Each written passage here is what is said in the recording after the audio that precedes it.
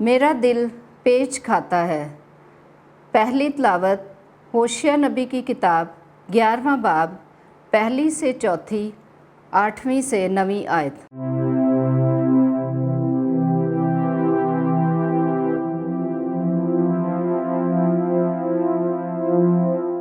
خداوند کا کلام سنو۔ جب اسرائیل ہنوز بچہ ہی تھا تو میں نے اس سے محبت رکھی اور میں نے مصر سے اپنے بیٹے کو بلایا۔ میں نے افراہیم کو چلنا سکھایا اور گود میں اٹھایا، لیکن انہوں نے نہ مانا کہ میں ہی نے ان کو صحت دی۔ میں ان کو انسانی رشتوں اور محبت کی ڈوریوں میں کھینچتا رہا۔ میں ان کے لیے اس کی مانند تھا جو ننھے بچے کو اٹھا کر اپنے گال سے لگاتا ہے اور اس کی طرف جھک کر اسے کھلاتا ہے۔ میں کیوں کر تجھے ادمہ کی مانند کروں،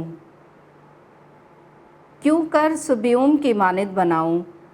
میرا دل مجھ میں پیچ کھاتا ہے، میری رحمت جوش مارتی ہے۔ میں اپنے غضب کی تندی کو عمل میں نہ لاؤں گا۔ میں دوبارہ افرایم کو ہلاک نہ کروں گا۔ میں انسان نہیں بلکہ خدا ہوں۔ میں تیرے درمیان کا قدوس ہوں۔ میں نیست و نابود نہ کروں گا۔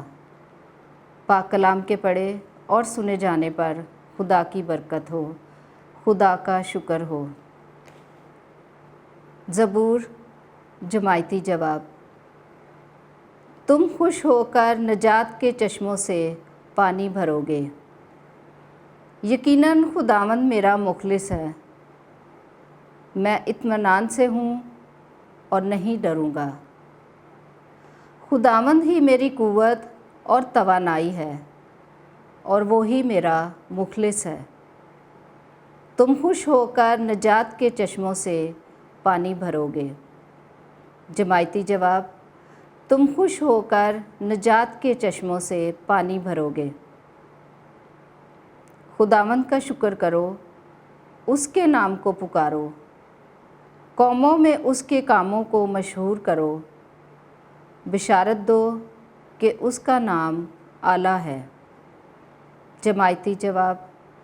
تم خوش ہو کر نجات کے چشموں سے پانی بھرو گے۔ خداوند کی مدح خوانی کرو، کیونکہ اس نے عظیم کام کیے ہیں۔ تمام زمین پر اس بات کی خبر ہو۔ اے صیون کے باشندوں، خوشی سے للکارو، کیونکہ تیرے درمیان اسرائیل کا قدوس عظیم ہے۔ جماعتی جواب۔ تم خوش ہو کر نجات کے چشموں سے پانی بھرو گے۔ مسیح کی محبت سمجھ سے باہر ہے۔ دوسری تلاوت مقدس پولس رسول کا خط افسیوں کے نام 3 باب 8 سے 12، 14 سے 19 آیت۔ اے بھائیو، میں پولس جو تمام مقدسین میں چھوٹے سے چھوٹا ہوں، مجھے یہ فضل بخشا گیا ہے کہ میں غیر قوموں کے درمیان مسیح کی بے قیاس دولت کی خوشخبری دوں اور سب پر روشن کروں کہ اس بھید کا انتظام کیسا ہے جو ازل سے خدا میں، جس نے سب کچھ خلق کیا، پوشیدہ رہا ہے، تاکہ اب کلیسیا کے وسیلے سے خدا کی گوناگوں حکمت آسمانی ریاستوں اور حکومتوں کو معلوم ہو جائے،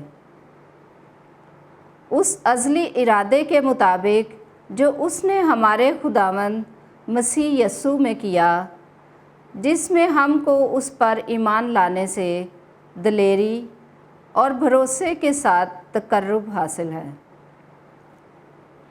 اسی سبب سے میں باپ کے حضور دوزانوں ہوتا ہوں، جس سے آسمان میں اور زمین پر ہر خاندان نامزد ہے۔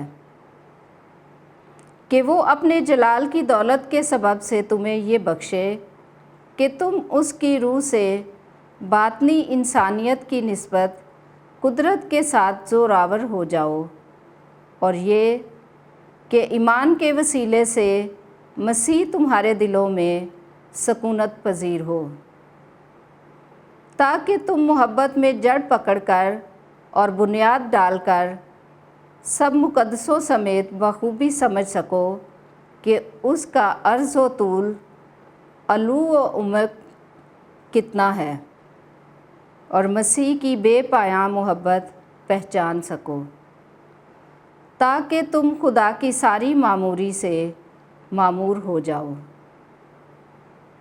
پاک کلام کے پڑھے اور سنے جانے پر خدا کی برکت ہو، خدا کا شکر ہو۔